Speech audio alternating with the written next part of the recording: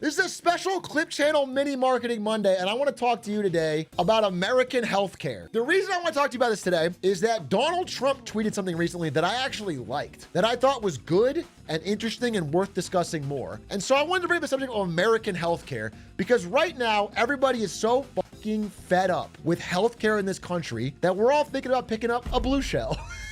So when Donald Trump comes out with a truth, we're going to slash the cost of prescription drugs and we're going to bring fairness to America. Drug prices will come down. We're going to cut out the middlemen and facilitate direct sale of drugs at the most favored nation policy directly to the American citizen. I want to talk more about that and my complex thoughts on this simple truth. But first, let's show you the video where he announced it. Starting today, the United States will no longer subsidize the health care of foreign countries and will no longer tolerate profiteering and price gouging. For the first time in many years, we'll slash the cost of prescription drugs and we will bring fairness to America. Drug prices will come down. We're going to cut out the middlemen and facilitate the direct sale of drugs at the most favored nation price directly to the American citizen. I'm just so grateful to be here today.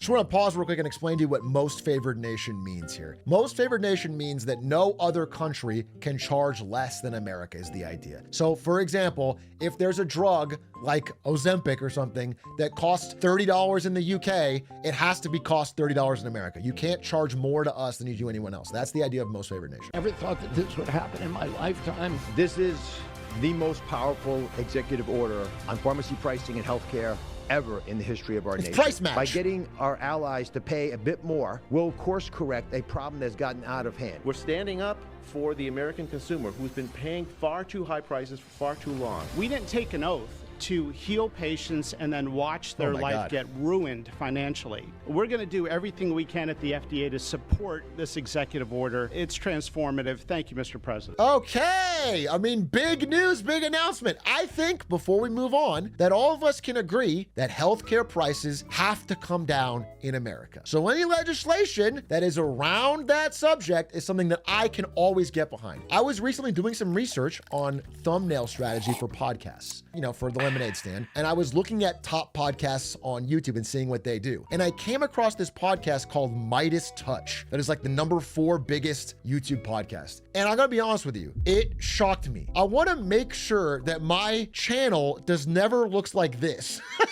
Listen, I have many things that I'm extremely critical of Donald Trump on consistently, but I hate this. This is like the same thing about the channels that are all like China collapses in 30 days. It's just Trump and an arrow, and this stuff is trash to me. This is all slop, okay? I'm just saying what I think about each new news event as it comes out, and so far it's been pretty negative. But if there's an idea that I support or I'm behind, I will of course promote it. So I want to talk through this. I also want to give credit here to Trump for being extremely funny in his announcement of this program. I mean, I'll tell you a story. A friend of mine who's a businessman, very, very, very top guy. Most of you would have heard of him. A highly neurotic, brilliant businessman, seriously overweight. And he takes the fat shot drug.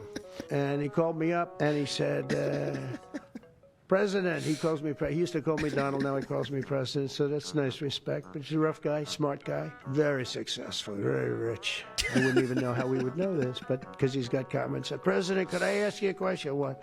I'm in London and I just paid for this damn fat drug I take. I said, it's not working. They said, I just paid $88, and in New York, I pay $1,300. What the hell is going on? Okay, not how I would have phrased it, but he's getting to the heart of the matter, which is that drugs in America can cost 1,000% more than they cost in other countries. And this can literally cause, deaths, right? Insulin costing more in America is literally killing people. People are dying because you can get it cheaper across the border, you can't get it in America, okay? Now, before we move on, I want to explain a little bit about how healthcare breaks down in America, especially if you're not American. 55% of Americans, that is most of us, if we have health insurance at all, get it from our jobs. We have to get it from work. This is why many people are afraid to quit their jobs or have to take a job less than they want. It's because you can only get health insurance through your workplace. It's like the only real way to get it. So most Americans get it through that. However, we do have some government-provided healthcare in America. People don't talk about it much, but we do have it for two specific groups. We have Medicare and Medicaid. Now, Medicare applies to old people, namely our presidents.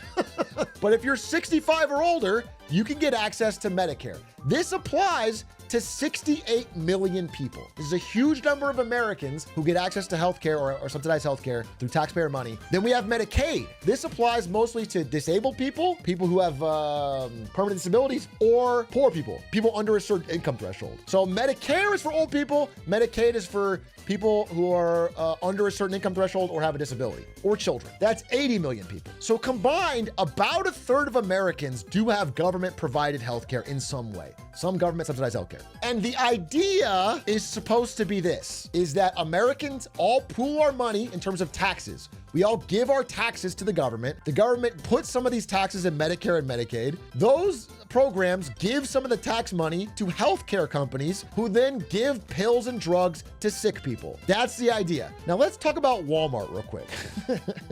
Walmart has a lot of goods on their shelf from different suppliers. Let me give an example.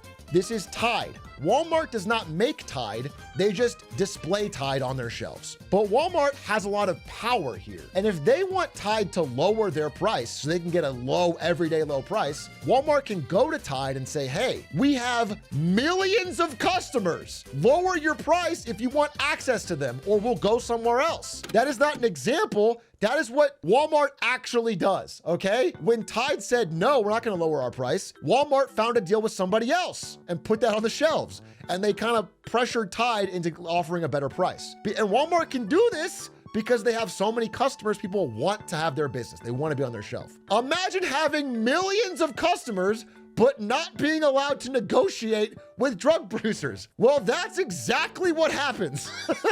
In America, our government-provided healthcare through Medicare and Medicaid, which has hundreds of millions of people, is not allowed by law to negotiate at all with pharmaceutical companies. They cannot say, hey, give us a good deal on these pills to get access to our millions of people, because pharma lobbyists have written the rules that they literally can't. They cannot negotiate. They have to pay top dollar whatever they're charging with our taxpayer money. Now that's crazy. Biden, again, has tried to do similar things as Trump here and gotten sued by pharmaceutical trade groups. They spend millions and millions and millions of dollars on lobbying, and it's one of the reasons they've written our laws to be so cooked, and they can change and reword laws at will. And that is why, in the reality, what happens is we all pay our money into this taxpayer thing for Medicare and Medicaid, and then they drastically overpay these healthcare companies to give drastically overpriced pills to sick people. And so a huge amount of our budget is just going to overpaying for certain things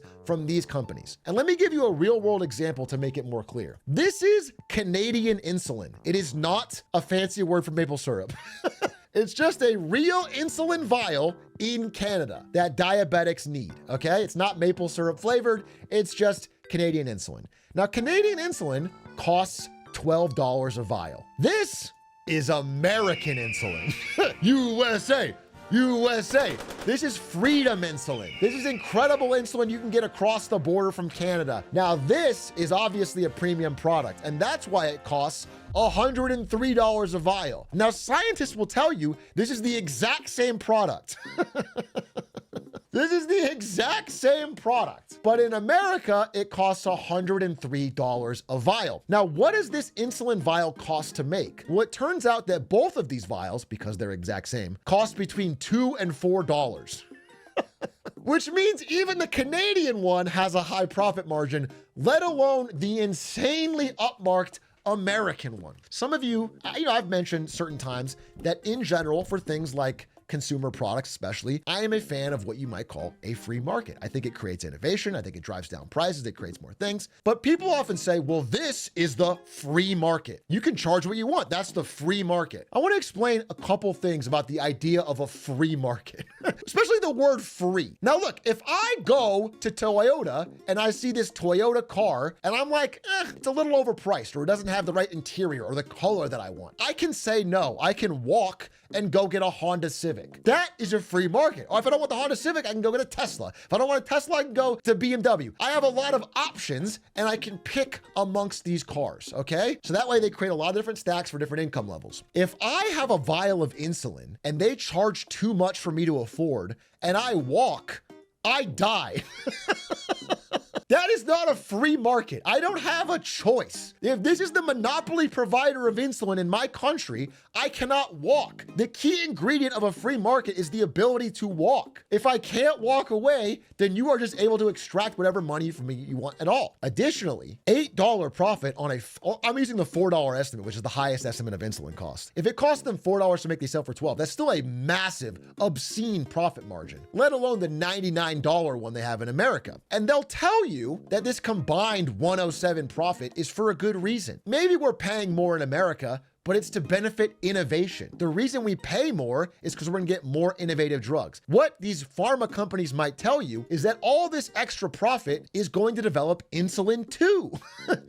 This is the golden super insulin. They need this extra money to go and develop a better project, insulin 2, a new drug. Now, I want you to understand that even if this is true, even if all of this that I just showed you, this chart and this is true, this is still kind of problematic. And I think Donald Trump is honing in on this. Because if you look at this, it's like, okay, even if all this money is going to R&D, America is paying a huge chunk of it. America is essentially a pay pig to develop drugs that the rest of the world is getting for cheap. Even under this example, this is still a weird situation for America where they're drastically overpaying to do all of the R&D funding. They're a pay pig. However, the real problem is that this 107 profit here is not going to insulin 2. The majority of the profit from these companies is going to sales and marketing. Significantly more money goes to sales and marketing than it does to R&D. R&D is a small percentage of the overall income they're making. Now, I love a good marketer, but we don't really need to see another pharmaceutical ad during the NBA. When they could be spending it on R&D. Again, here's an example from the top 3 companies. Johnson & Johnson spends double on sales and marketing than it does on R&D. Pfizer spends double than it does on R&D. Additionally, some of that money, it may shock you, goes to exorbitant CEO bonuses, like the Pfizer CEO's $17.4 million a year yearly bonus. So, more realistically, this 107 profit on our expensive insulin is going to yachts, ads, and a little bit of insulin 2. A little bit. Probably enough on insulin 2 that could be supported by a $12 price in both locations. And so when I think about all of this, I think about a man who was probably talking about it first. Grumpy old Bernie Sanders. And you know what? This has been admitted. As this bill was being rolled, this executive order was rolled out by RFK, he mentioned Bernie Sanders.